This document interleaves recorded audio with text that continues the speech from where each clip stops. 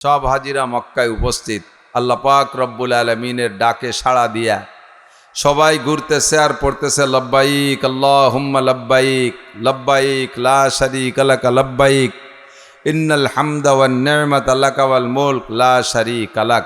আওয়াজটা যে এত মজার, এত মধুর, উপস্থিত হইয়া ওই জায়গায় দাঁড়াইয়া এই আওয়াজের শরিক হইয়া সকলের আওয়াজ এক কণ্ঠে বের হয়, শুনতে যে মজা, আমার বিশ্বাস কোনো ইমানদারের, কোনো মোমেনের জীবনে এত মজাদার আওয়াজ আর কেউ শুনে থাকবে না।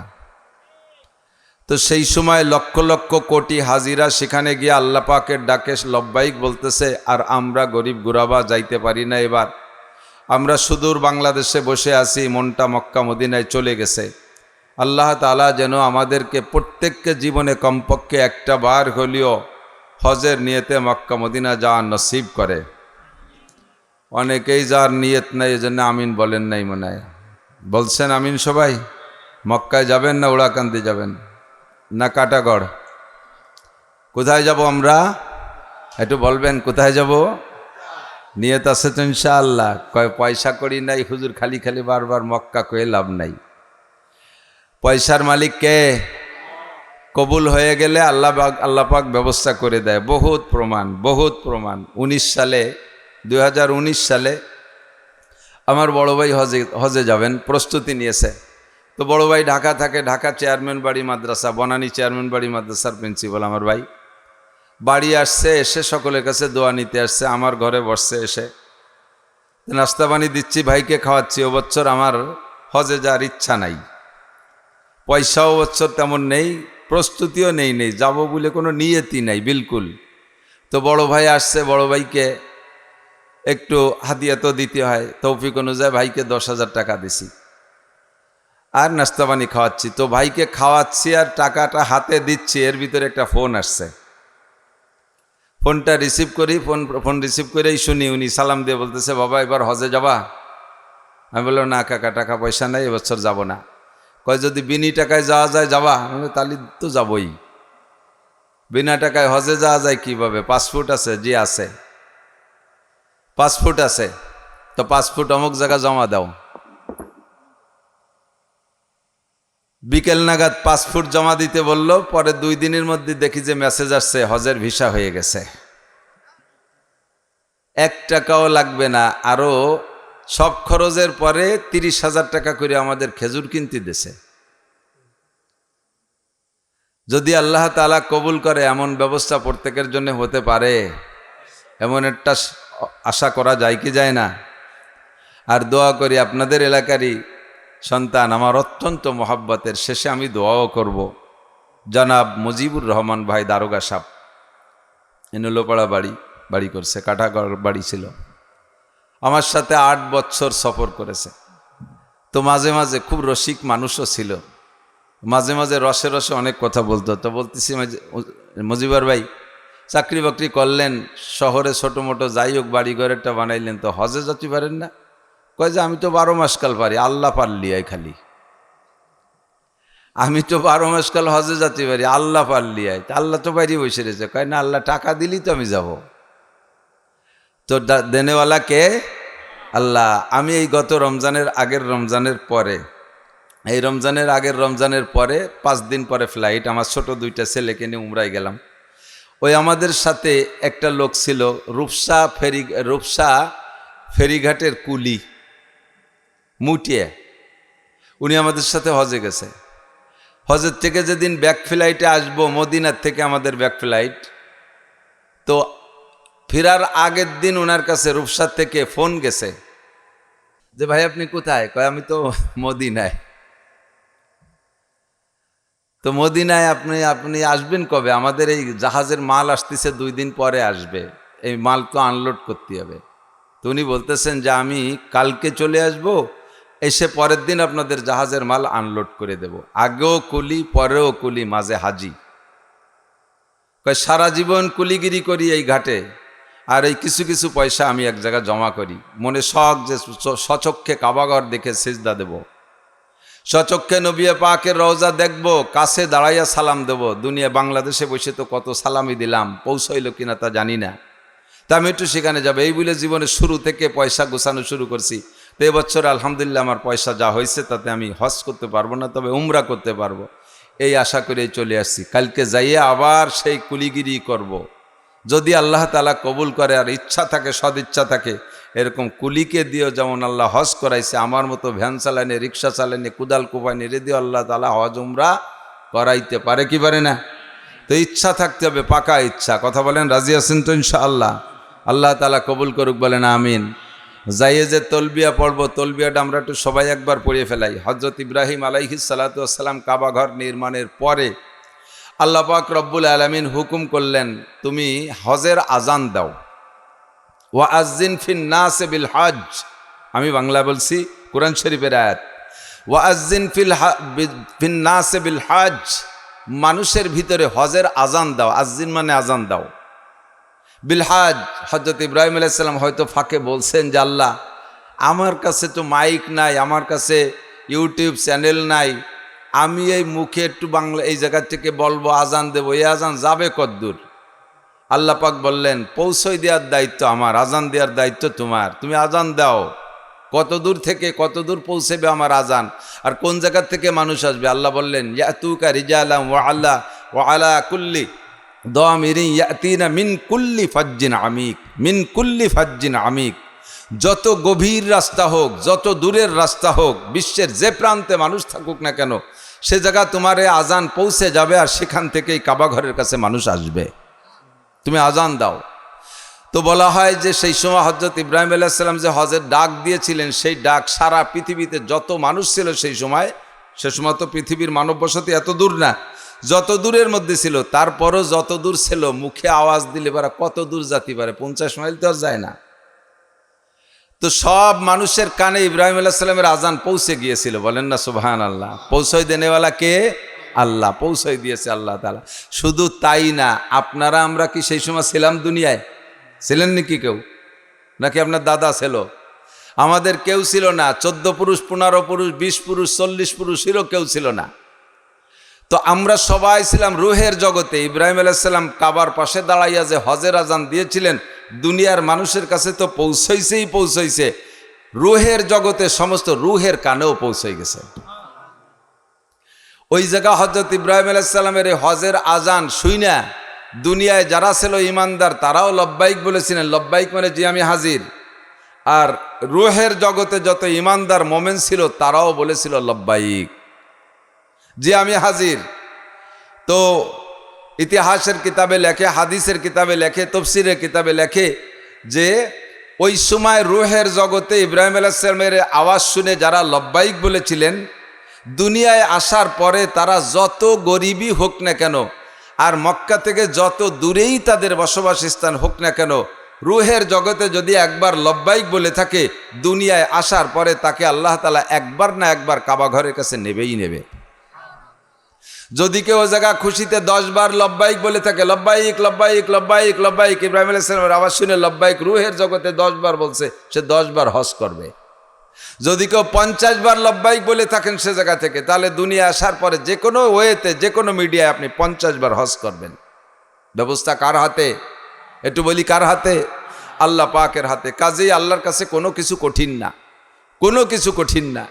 একটা পিপিলিকার ভিতরে আল্লাহর দরদ, কাবা ঘরের মোহাব্বত ঢুকছে। একটা পিঁপড়া, এই ভারতবর্ষের একটা পিঁপড়া, সুলাইমান আলাইহিস সালামের সময়, সুলাইমান আলাইহিস সালামের সময় একটা পিঁপড়ের ভিতরে কাবা ঘরের ব্যথা, কাবা ঘরের মোহাব্বত অন্তরের মধ্যে বিরাজ করছে। এই পিঁপড়েটাই কাবা ঘরের কাছে যাবে। আর পিঁপড়ের তো পাসপোর্ট নাই, ভিসা নাই, বিমান নাই। পিঁপড়ে ভারতবর্ষের থেকে মক্কায় যাবে, তার রাস্তাঘাট কি, নৌকো আছে তার কাছে, কি দিয়ে যাবে? তো পিঁপড়ে খালি ঘরে আর মনে মনে লব্বাইক লব্বাইক বলতে থাকে। কাবা ঘর দেখবে শখ নিয়ে ঘরে। ইতিমধ্যে পিঁপড়ের কাছে আইসে বইছে এক কবুতর। পিঁপড়েটা গুড়ি পায় কবুতরের পা বাইয়ে উঠে ওর পিঠির মধ্যে ঢুয়ে গেছে। আর কবুতরটা রওনা দিছে। কবুতর সে মক্কি কবুতর। যারা মক্কায় গেছেন তারা দেখছেন কাবা ঘরের দক্ষিণ পাশ দিয়ে একটা জায়গা আছে, জায়গার নাম মিসফালা। মিসফালায় ঢুকতে ওই জায়গা শুরুতে দ্বিতীয় গেটের পরে একটা জায়গা আছে, জায়গাটার নামই কবুতর চত্বর। লক্ষ লক্ষ কবুতর। এই কবুতরের মধ্যে থেকে একটা কবুতর হয়তো আল্লাহ তাআলা পাঠায় দিয়েছে ভারতবর্ষে, আর সেই কবুতরের পা বাইয়ে উঠে ঢুকে ডানার মধ্যে। যখন কবুতরটা মক্কায় যে অবতরণ করছে, পিঁপড়েটা নামে কয় আসসালামু আলাইকুম, আমি কাবা ঘর দেখে আসি। কন্যা সুবহানাল্লাহ। তো পিঁপড়ের ভিতরে যদি এই দরদ থাকতে পারে, একজন মুসলমান হয়ে থাকবে না দরদ? রহে মেরা মস্কন হওয়ালিয়ে কাবা, বনে মেরা মদফন দিয়ারে মদিনা, वहाँ जलवा फरमा हयातुन नबी है एक ही जायरीने मज़ारे मदीना। दुआ करबिन साहिल से लगा दे मेरे इश्कों की सफीना, आँखों से दिखा दे मुझे मक्का ও मदीना। আল্লাহু আকবার।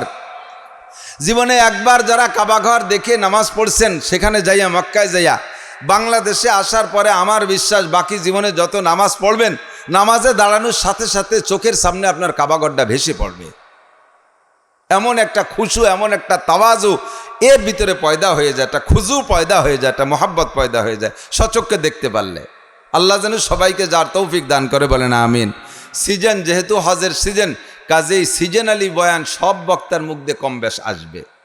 ইরিদানের সময় সব বাড়ি ইরিদান, যে বাড়ি যাবেন ইরিদান, যে বাড়ি যাবেন ইরিদান, এক বাড়ি যে সব বাড়ি যাই ইরিদান দেখেন, রাগে রাগে যদি হ্যাঁ খালি ইরিদান, এখন একটা পিএজ নাই কোনো বাড়ি, তো ইরিদানের সময় পিএজ আসবে কোয়ান্তিয়া। আবার পিএজের সময় যে বাড়ি যান যে দেন খালি পিএজ আর পিএজ, যে বাড়ি পিএজ ও বাড়ি পিএজ, এক মুঠি ইরিদান কোনো উঠোনে নাই, ইয়ে তো পিএজের গন্ধ শোয়া যায় নাকি? তো পিএজের সময় তো পিএজই থাকবে, পাটের সময় পাট, ইরির সময় ইরি, হজের সময় হজের বয়ান, রমজানের সময় রমজানের বয়ান। কাজেই এখন সব বক্তার মুখ দিয়ে কিছু। তো হজরত মৌলানা ইসমাইল সাহেব আংশিক বলেছেন, আর হজের বয়ান তো লম্বা চওড়া বয়ান, কোরবানি সংক্রান্ত আরও লম্বা চওড়া বয়ান। আল্লাহ তাআলা আমাদের সকলকে সব বয়ান শুনে আমল করা তৌফিক দান করে, সবাই বলে আমিন। আল্লাহ পাক রব্বুল আলামিন যত নবী রসুল দুনিয়ায় পাঠিয়েছেন, একটু আমার সাথে সাক্ষী দিবেন, সাড়া দিবেন। আমাদের দাম বেশি না নবী রসুলদের দাম বেশি? তুলনাই করা যায় না।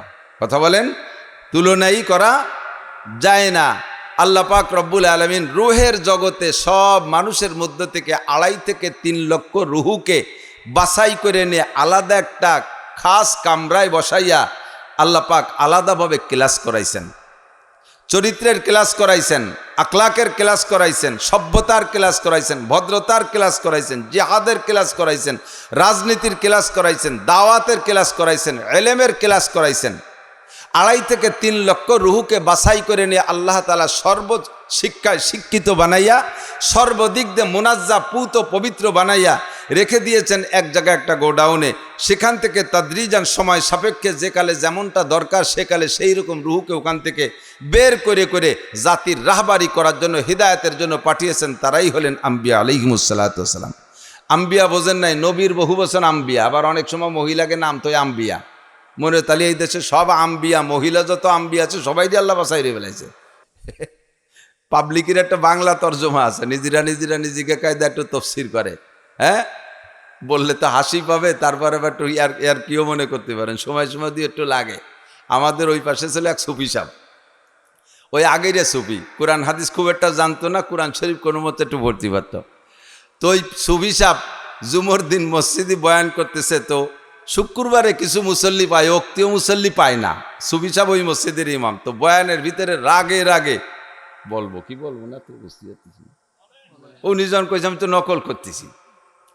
তো সুফি সাহেব অক্তীয় নামাজে মুসল্লিকে পায় না, অক্তীয় নামাজে মুসল্লিদের পায় না বিদায় জুমর নামাজে কয়জন পায়, রাগে রাগে বলতেছে, মিয়া আল্লাহ কি বলে জানো, নামাজ পড়বা না, কালাম পড়বা না, বালসির তো দুনিয়া আছে, বালতু সিরুনা ফিল হায়াতির দুনিয়া। কোরআন শরীফের দলিল, বালতু সিরুনা ফিল হায়াতির দুনিয়া, তার তর্জমা হলো ওই কইল। আসলে কি তাই? তো পাবলিকই তর্জমা বাদ, কোরআন হাদিসের যে মূল তর্জমা।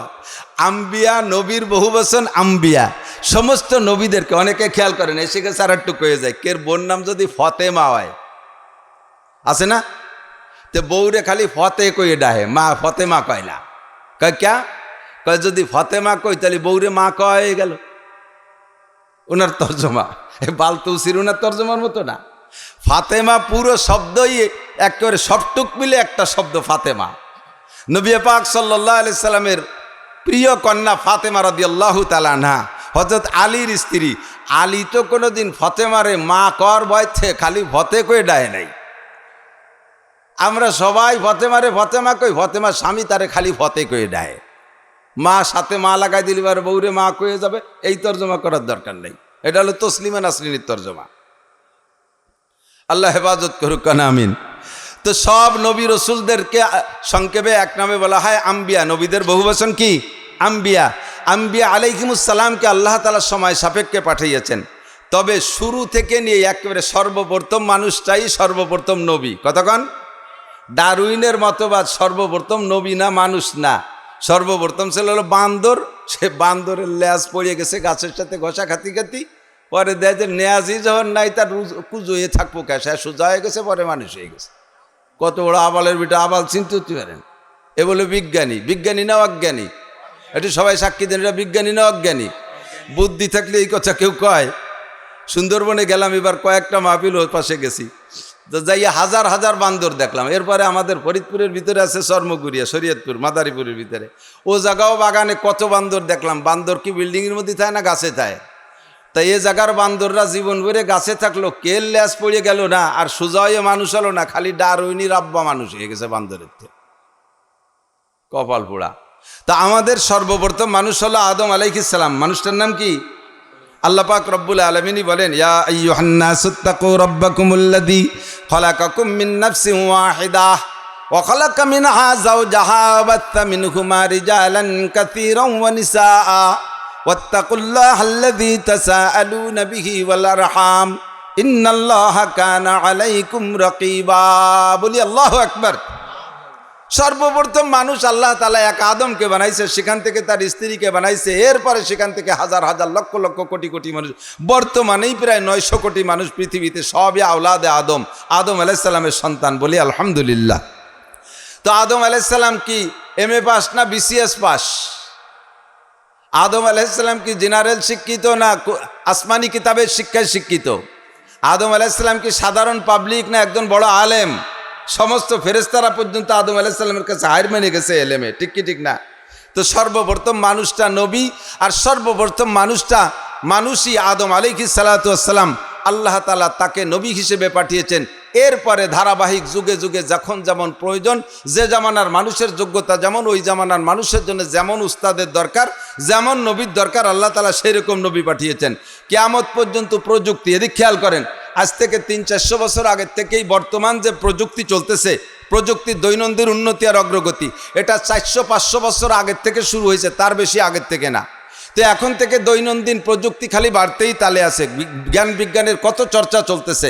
মানুষ আকাশে ওড়ে, মানুষ বিমানে ওড়ে, মানুষ চাঁদে যায়, মানুষ মঙ্গল গ্রহে যায়, মানুষ কম্পিউটার বানায়, মানুষ ইউটিউব বা চ্যানেল বানাইছে, মানুষ ক্যামেরা বানাইছে, জায়গায় বসে সুইচি বাটনে চাপ দেয়, হাজার হাজার মাইল দূরে যাইয়া সে জায়গা যাইয়া বোমা পড়ে সে জায়গায় ধ্বংস করে দেয়।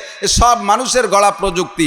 এই বিজ্ঞানীর যুগে আগের কোনো নবীকে পাঠাইলে এদের সাথে লড়াপেটা করে টিকা বড় কঠিন হতো। এই জন্য আল্লাহ তাআলা আখেরে শেষ করে বাছাই ছাঁটাই করে এই বিজ্ঞানী প্রযুক্তিবিদ উম্মতকে শিক্ষা দেওয়ার জন্য এদের সামনে টিকে থাকার মতো একজন নবীকে বাছাই করে রেখেছেন। তিনি বিশ্বনবী মুহাম্মদুর রাসূলুল্লাহ সাল্লাল্লাহু আলাইহি ওয়াসাল্লাম। সারা পৃথিবীর সমস্ত বিজ্ঞানী যদি আমার নবীর সামনে আসে, আমার নবীকে একটা অক্ষর শিক্ষা দিতে পারবে না। সমস্ত বিজ্ঞানীদেরকে আমার নবী বছরের পর বছর শিক্ষা দিতে পারবে, ঠিক কি ঠিক না? এই জন্য হুজুর বলেন, বইস্তু মুআল্লিমা ওয়ালা মা বইস্তু মুতাআল্লিমা। আমাকে আল্লাহ তাআলা উস্তাদ হিসেবে পাঠিয়েছেন, আমাকে আল্লাহ ছাত্র হিসেবে পাঠায় নাই। দুনিয়ার কেউ বলতে পারবে না নবীর জন্ম থেকে নিয়ে মৃত্যু পর্যন্ত যে নবীকে একটা অক্ষর শিক্ষা দিয়েছে দুনিয়ার কোনো মানুষ। একজন মানুষও পৃথিবীতে সেই কালে ছিল না। আমার নবী কাহার কোনো মানুষের থেকে একটা অক্ষর শেখে নাই। হুজুর সবাইকে শিখাইছেন। এই বিজ্ঞানী উম্মতের জন্য যেমন নবীর দরকার, সেরকম নবীকে আল্লাহ তাআলা পাঠিয়েছে। তবে একটা কথা হলো, আদম থেকে নিয়ে আখেরি নবী মুহাম্মদুর রাসূলুল্লাহ সাল্লাল্লাহু আলাইহি ওয়াসাল্লাম পর্যন্ত যত নবী রাসূল চলে গেছে, সব নবীদেরকে আল্লাহ তাআলা কঠিন থেকে কঠিন পরীক্ষার সম্মুখীন করেছে। আসাদুন নাসে বালান, হুজুর বলেন, নিজেই বলেন, আসাদুন নাসে বালান আল আম্বিয়া। সবচাইতে বেশি পরীক্ষা, বালা মানে মুসিবত, বালা মানে পরীক্ষা। আল্লাহর পক্ষ থেকে বিপদ আপদ দিয়া পরীক্ষা নিয়েছেন সবচাইতে বেশি আল্লাহ তাআলা নবী রাসূলদেরকে। যেসব পরীক্ষার একটা পরীক্ষা যদি আমাকে আপনাকে দেওয়া হইতো, আমরা অনায়াসে ফেল করে বসতাম। শারীরিক রোগের পরীক্ষা, শারীরিক রোগের অসুস্থতার পরীক্ষা, সবচাইতে বেশি বড় পরীক্ষা হযরত আইয়ুব আলাইহিস সালাতু ওয়াস সালামকে দিয়েছে। একটানা 13 বছর, একটানা 13 বছর গায়ের গোশত মাংস কিচ্ছু ছিল না। কোথাও যখন পড়ে থাকতেন, শুয়ে থাকতেন, মনে হতো যেন একটা পোকার স্তূপ। শুধুমাত্র জিহ্বাটা বাদে, চোখের মণিটা বাদে আর কোনো কোথাও মাংস ছিল না। ওনার স্ত্রী ওনাকে খানা খাওয়াইতেন, মুখের মধ্যে খানা দিলে চলে, গোস্ত ছিল না, এদিক দিয়ে বেরোয় যেত। যার কারণে ওনার স্ত্রী হযরত রহিমা আলাইহিস সালাতু ওয়াস সালাম, হযরত ইউসুফ আলাইহিস সালাতু ওয়াস সালামের পুতনি, পুতনি কয় তো আমাকে দিক, ছেলের মেয়েরে কি কয়, পুতনি কয় না? হযরত ইউসুফ আলাইহিস সালাতু ওয়াস সালামের পুতনি রহিমা আলাইহিস সালাম, আইয়ুব আলাইহিস সালামের স্ত্রী, উনি খাদ্য সংগ্রহ করে খাবারকে চটকাইয়া, ঝাল খাবার দিতে সহ্য হতো না, মুখের সব জায়গাতে পোকা, শুধু জিহ্বাটা ভালো আছে জিকির করার জন্য, কিছু মুখে দিলে এদিক দিয়ে বেরোয় যায়। যার কারণে রহিমা তার জিহ্বাটাকে, নিজের জিহ্বাটাকে চামচ বানাইয়া, নিজের জিহ্বাটাকে কোষ করে চামচ বানাইয়া ওর মধ্যে এই হালুয়া খাবার রেখে হযরত আইয়ুব আলাইহিস সালাতু ওয়াস সালামের মুখ ভরা থকবক করে পোকা, ওই পোকার ভিতর দিয়ে স্বামীর মুখের ভিতরে জিহ্বাটা হলকুম পর্যন্ত ঢুকাই দিয়ে সুলসুল করে ছাড়তেন, আর আইয়ুব আলাইহিস সালাম গিলে খাইতেন। 13 বছর এভাবে কাটার পরে একদিন এরকম এভাবেই পরিবেশন করেন খানা। একদিন মুখের মধ্যে জিহ্বা ঢুকাই দিয়েছে, মুখের দুই পাশ থেকে 2টা পোকায় হযরত রহিমার জিহ্বায় কামড় দিয়েছে। 2 পোকার কামড়ে রহিমা অজ্ঞান হয়ে গেছে, বেহুশ হয়ে গেছে। কিছুক্ষণ পরে হুশ আইসা হযরত রহিমা আইয়ুব আলাইহিস সালামকে বলতেছে, ইয়া নবী আল্লাহ আইয়ুব, উদউ ইলাল্লাহ আইয়াবরাকাল্লাহ। ওগো আল্লাহর নবী আইয়ুব, আপনি আল্লাহ, আপনি মুস্তাজাবুদ দাওয়াত, সমস্ত নবীদের দোয়া আল্লাহ পাক কবুল করেন, আপনিও মুস্তাজাবুদ দাওয়াত, আপনার দোয়া আল্লাহ কবুল করবেন। আপনি এত কষ্ট সহ্য করেন কিভাবে?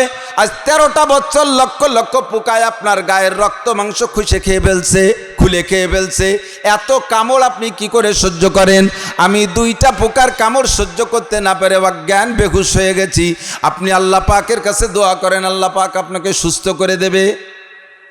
হযরত আইয়ুব আলাইহিস সালাম বলেন, রহিমা, আমি আল্লাহ পাকের কাছে একলতাকে কথা বলতে লজ্জা পাই। তুমি যদি বিরক্ত বোধ করো যে আমার এই পোকার বাসা থেকে সহ্য হয় না, তোমার ঘৃণা লাগে, তুমিও চলে যেতে পারো। তুমি বাদে আমার আরো 3টে স্ত্রী ছিল, একে রাত্রে 4টে স্ত্রী, 3টে স্ত্রী 3 বিছানা থেকে হারিয়ে গেল, গায়েব হয়ে গেল, আর তাদেরকে পাইলাম না। তুমিও যদি ও রাত্রে আমার কাছে না থাকতে, হয়তো তুমিও গায়েব হয়ে যেতে। এই যুদ্ধ, এই জিহাদ আমাকে একাকেই করতে হতো। তোমার যদি বিরক্ত লাগে, কষ্ট লাগে, চলে যেতে পারো। আমি আল্লাহ পাকের কাছে আমার সুস্থতার দোয়া করতে পারবো না। কেন? সুস্থতার দোয়া করা কি অন্যায়? কয় অন্যায় না, রোগ ও আল্লাহর নিয়ামত, সুস্থতা আল্লাহর নিয়ামত, সুস্থতা আল্লাহর নিয়ামত, রোগ ও আল্লাহর নিয়ামত। মোমেনকে যদি আল্লাহ পাক রোগ দেয়, রোগের মাধ্যমে আল্লাহ পাক মোমেনের গুনাহ মাফ কইরা দেয়।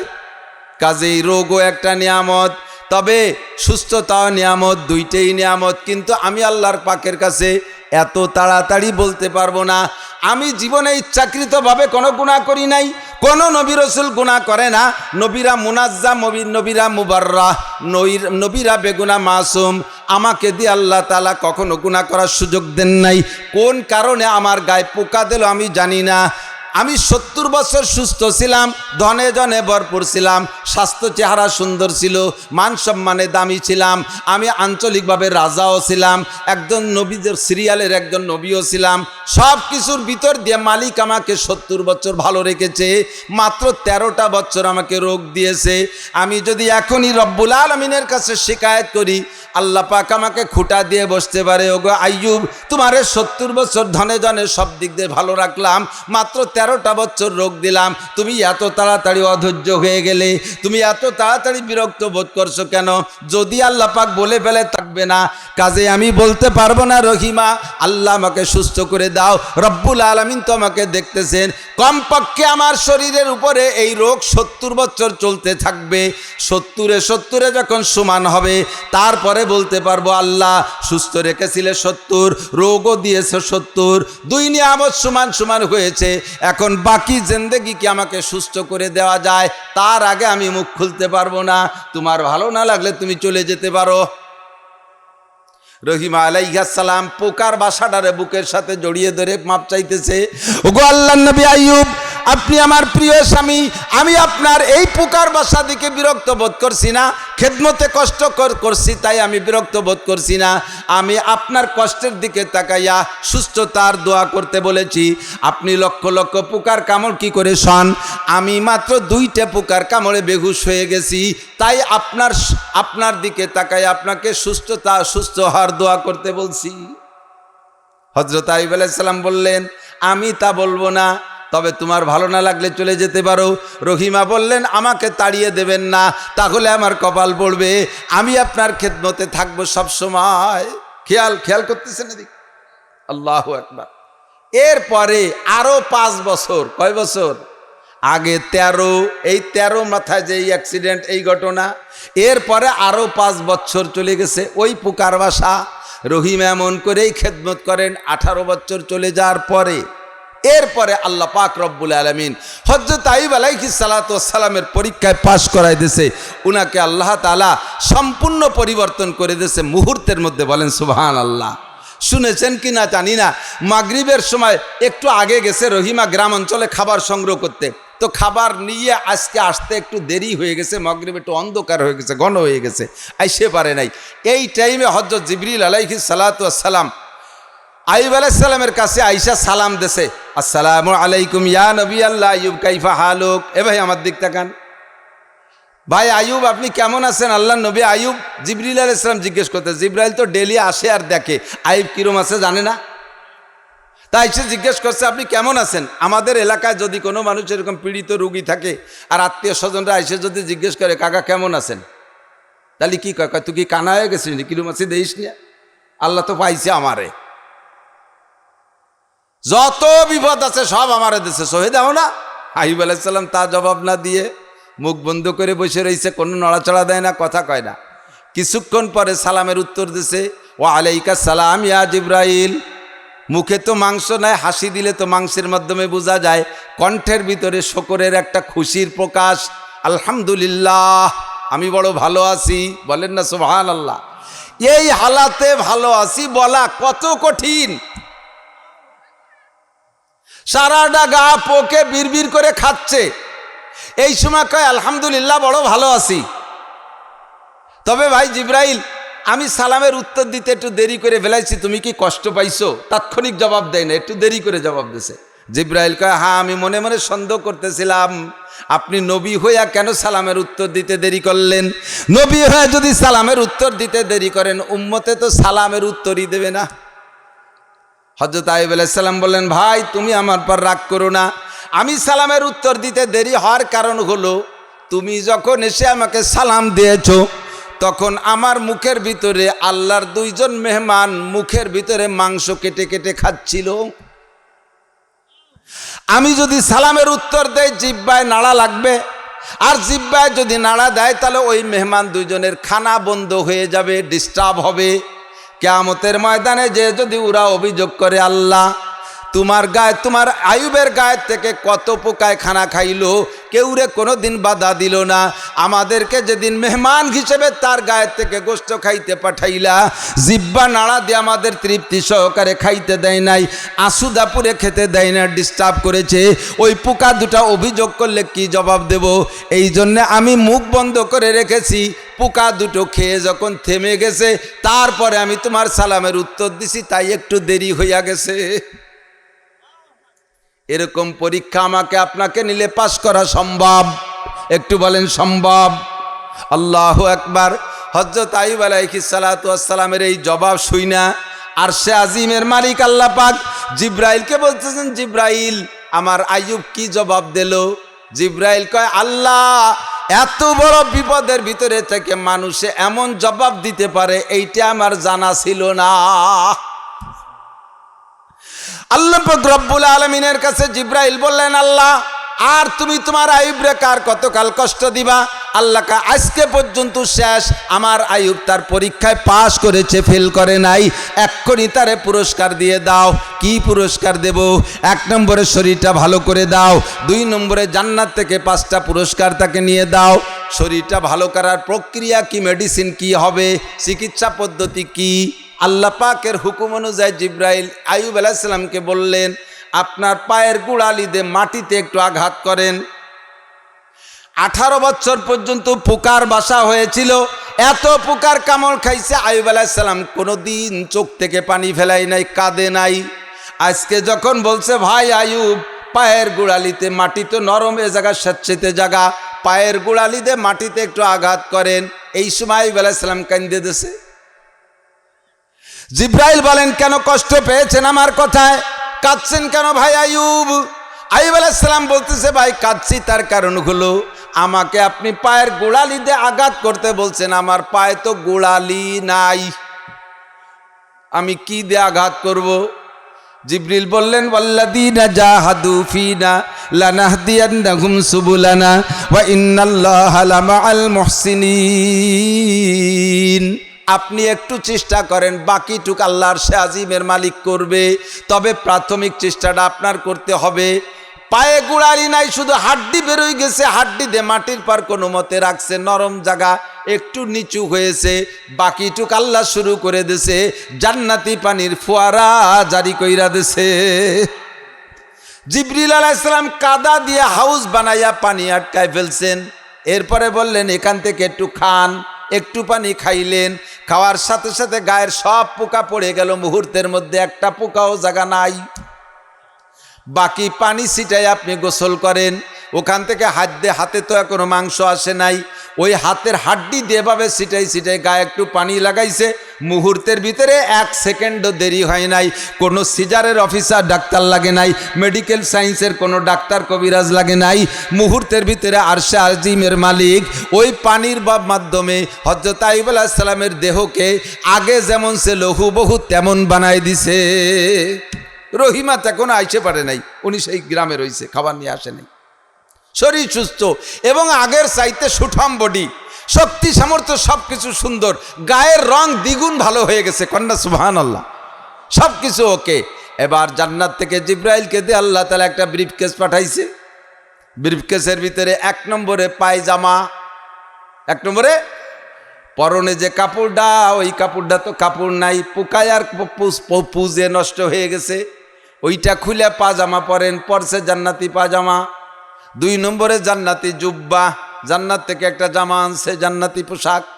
3 নম্বরে জান্নাতি টুপি, 4 নম্বরে জান্নাতি পাগড়ি, 5 নম্বরে একখান জায়নামাজ দিছে। ওলামা ইকরাম যারা দেখার অভ্যাস আছে তারা তহাবি শরীফ দেখতে পারেন, আরও নিকটের কিতাব আপনি দরসে মিশকাতের ভিতরে আংশিক এর আলোচনা আসছে। 5 নম্বরে জান্নাতি একখান জায়নামাজ মকমল। জিবরিল আলাইহিস সালাম ব্রিফকেস খুলে দিয়ে কয় এই যে আপনার আখেরি হাদিয়া জায়নামাজ। তো জায়নামাজ মানেই তো নামাজের জায়গা, পাইলাম যখন জান্নাতি জায়নামাজ, আল্লাহ আমারে এত তাড়াতাড়ি সুস্থ করে দিলেন, কি দিয়ে শুকর আদায় করব?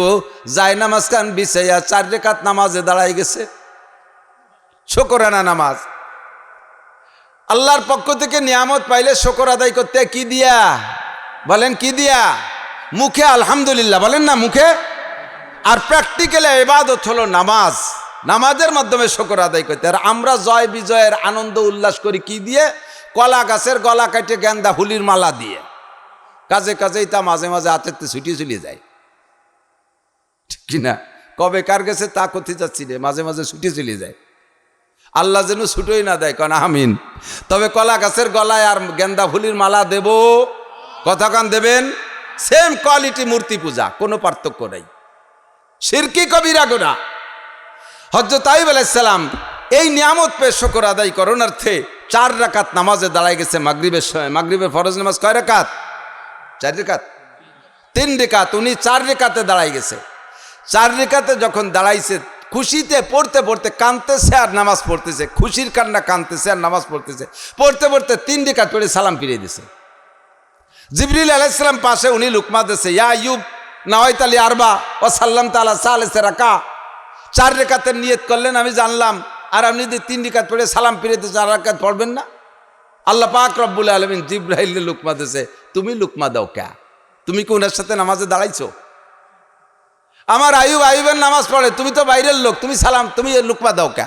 কয় যে আমি তো ভাসে দাঁড়ানো দেখতেছি, 4 রাকাতের নিয়ত করে 3 রাকাত পড়ি সালাম ফিরিয়ে দিল, আমি লুকমা দেবো না, তার দেবে কি? দেন তার কেউ নাই। নিয়ত করছে 4 রিকাতে, কয় যে ওই 3 রিকাতই যথেষ্ট, আমার আইবের আর 4 নম্বর রিকাত পড়া লাগবে না, ওই 3 রিকাতে আমি খুশি হয়ে গেছি। এই 3 রিকাতে এত ভালো লাগছে আমার কাছে, আখেরি নবী মুহাম্মদুর রাসূলুল্লাহ সাল্লাল্লাহু আলাইহি সাল্লাম শ্রেষ্ঠ নবী এবং তার উম্মত শ্রেষ্ঠ উম্মত, কুনতুম খায়রা উম্মত, আল্লাহ আমাদেরকে সার্টিফিকেট দিয়েছেন তোমরা শ্রেষ্ঠ নবীর উম্মত, শ্রেষ্ঠ উম্মত। এই আখেরি নবীর উম্মতের জন্য ওই মাগরিবের 3 রিকাতকে ফরজ করে দেওয়া হবে। কিয়ামত পর্যন্ত যত মানুষ এই মাগরিবের 3 রিকাত পড়বে সম পরিমাণ নেকি হযরত আইয়ুব আলাইহিস সালামের আমলনামায় জমা হতে থাকবে। শুকর আদায় করবে এমন তো দোস্ত বলতে চাইছি যেটা। এরপরে হযরত রহিমা আসছে, উনি যেই নামাজ কালাম পড়িয়া উনি ওখানে বসে বসে তাসবিহ তাহলিলে আছে। এখন জান্নাতি পোশাক, জান্নাতি সব কিছু, ঘিরানটা আলাদা রকম। এতদিন ছিল পচা খুঁয়ে গন্ধ, মানুষ মরা গন্ধ, আর এখন কেমন ঘিরান হতে পারে?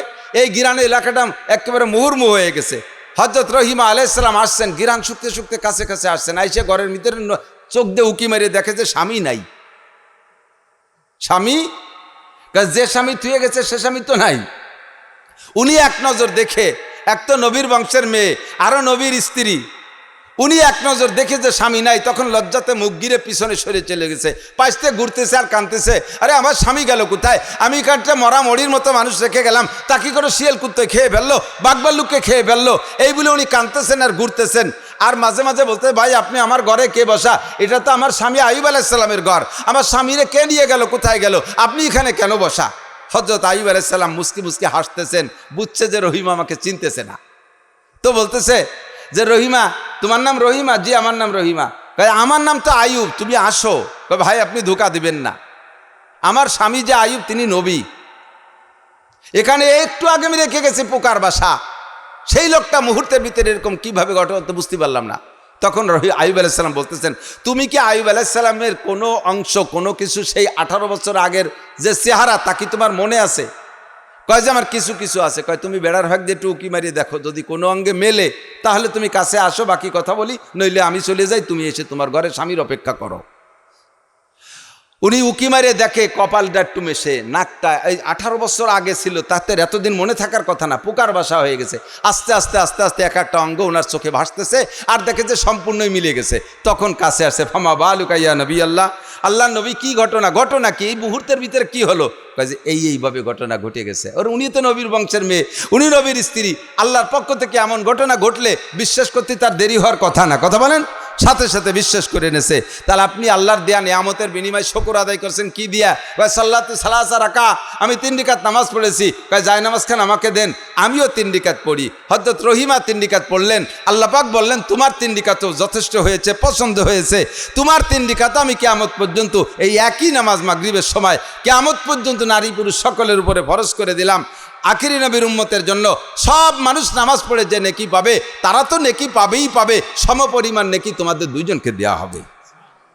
আল্লাহু আকবার। বলতে যে অনেক লম্বা হয়ে গেল, কিসসাটা পুরো বললাম, আসলে চলে যাব যে জায়গা। বলতে চাইছি আসাদুন নাসে বালান আল আম্বিয়া, আমাকে একটুক না, আমার এই কুকসিতিয়ারটা বিষ ফুড়া হয়েছে, নিয়মিত মসজিদে যাই আমি, কুচকিতিয়ারটা বেশ বিষ ফুড়া হয়েছে, হাঁটু গিরের নিচে একটা বিষ ফুড়া, বিষ ফুড়াতে একটু বেকায়দা জায়গা, আ জায়গা কু জায়গায় বেশি হয়, একেবারে যে জায়গা দেখানো যায় যা সেই জায়গা যে একটা বিষ ফোড়া, এইরকমই তো বেশি হয়। তো সব জায়গা ভালো, একটা বিষ ফোড়া হয়েছে, এর কারণে মসজিদে যায় না। কি হয়েছে? বিষ ফোড়া, এক বিষ ফোড়ায় আমার মসজিদ থেকে ঠেকাই ফেলে। কথা কন ঠিক কি ঠিক না? হাঁটুর ব্যথায় মসজিদ থেকে ঠেকাই ফেলে, একটু জ্বরে আমারে মসজিদ দিতে ঠেকাই ফেলে, একটু ঠান্ডা কাশ লাগলে মসজিদ দিতে ঠেকাই ফেলে। তাহলে আমাকে ওইভাবে পরীক্ষা নিলে আমার পাশ করা সম্ভব না। আসাদুন নাসে বালান আল আম্বিয়া, এরকম বলতে গেলে সব নবীর ইতিহাসের পিছনে এরকম হাজারো ঘটনা রয়েছে। তো সবচাইতে বেশি পরীক্ষা নিয়েছেন যাদেরকে, তন্মধ্যে আমার নবী বাদে, আমার নবী আলাদা, আমার নবী ইস্তেসনা, আমাদের নবী বাদে বাকি সব নবীদের মধ্যে সবচাইতে বেশি পরীক্ষার সম্মুখীন হয়েছে মুসলিম জাতির পিতা ইব্রাহিম খলিলুল্লাহ আলাইহিস সালাম। একে একে 30টা পরীক্ষা। কয়টা পরীক্ষা? 30টা পরীক্ষা। সূরা আহজাবের মধ্যে 10টা পরীক্ষার আলোচনা, সূরা তওবার মধ্যে 10টা পরীক্ষার আলোচনা, সূরা মুমিনুনের ভিতরে 10টা পরীক্ষার আলোচনা। এই 30টা পরীক্ষা হযরত ইব্রাহিম আলাইহিস সালামকে নিয়েছে। বাতাস দিও না। 30টা পরীক্ষায় একটা পরীক্ষা ইব্রাহিম আলাইহিস সালাম ফেল করে নাই, এক পরীক্ষা ফেল করে নাই। নবীদের পরীক্ষা সবচাইতে বড়, তারপরে সাহাবায়ে কিরাম, এরপরে তাবেঈন, এরপরে তাবে তাবেঈন, এরপরে আইম্মায়ে মুজতাহিদিন, এরপরে আইম্মায়ে মুহাদ্দিসিন, আইম্মায়ে মুফাসসিরিন, এরপরে ধারাবাহিক উলামায়ে কিরাম, আস্তে আস্তে কিয়ামত পর্যন্ত, ভাই খেয়াল করেন, এদিক তাকান, আপনারা অনেকেই অভিযোগ করতেছেন আল্লাহ কি চোখে দেখে না? বড় বড় মুসলিম নেতাদেরকে অল্প কিছুদিনের ভিতরে শেষ করে দিচ্ছে, আল্লাহ পাক কি চোখে দেখে না? আল্লাহ পাক কি এদের দোয়া কবুল করে না? ও দোস্ত, এদিক তাকান, জান্নাতের ভিতরে বিশাল একটা সেক্টর আছে, যেই জায়গাটা সবচাইতে সম্মানী সেটা হলো শহীদদের জন্য। কাদের জন্য? বিশাল একটা জায়গা আছে, বিশাল নেয়ামত ভরা শহীদ একটা জায়গা, এই জায়গাটা শহীদদের জন্য খাস। তো ওই জায়গাটা ভরপুর করার জন্য যে পরিমাণ শহীদের দরকার, আল্লাহ তাআলা সেই পরিমাণ শহীদ দুনিয়ার থেকে বানায় নেবে। আর কোন হিন্দু বুদ্ধ খ্রিস্টান মল্লি তা শহীদ হয় না, হয় নাকি? শুধু একমাত্র বাংলাদেশে হিন্দু মল্লি শহীদ হয়, কথা কয় না? আমাকে ওই সাতপাড় ওইদিকে আছে শহীদ হরিপদ, শহীদ হরিপদ, হরিপদ বলে শহীদ হয়। শুধু বাংলাদেশে হিন্দু মল্লি শহীদ হয়। মূলত কোরআন হাদিসের দৃষ্টিতে কোনো কাফের মুশরিক যদি কাবা ঘরকে রক্ষা করতে যাইও কোনো কাফের মরে, কাবা ঘরকে রক্ষা করার পক্ষে কোনো কাফের, কোরআনকে সম্মান করার পক্ষে কোনো কাফের, আর এই কাফের যদি বিপক্ষের সাথে লড়াই করতে করতে মারা যায় ঈমান ছাড়া, যতই সে ভালো কাজ করুক না কেন, তবুও সে শহীদি মর্যাদা পাবে না, কারণ তার ঈমান নাই। কথা বোঝেন কি নাই? খেয়াল করতেছেন আপনারা? আমি কি বাজে কথা করছি নাকি? আবার অপ্রয়োজনীয়। আপনার আমল রাখার একটা বস্তা লাগে, কতক্ষণ আমল রাখার একটা বস্তা লাগে, সেই বস্তার ভিতরে আমল থুইতে হয়, আমল বস্তার মধ্যে ঢুকবে।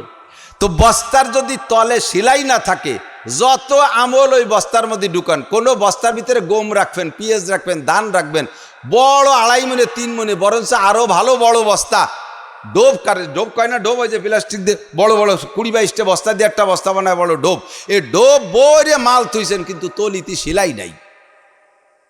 যত মাল ভিতরে ঢুকন, পরে বস্তার কান ধরে উঠলি একটু থাকবে ভিতরে।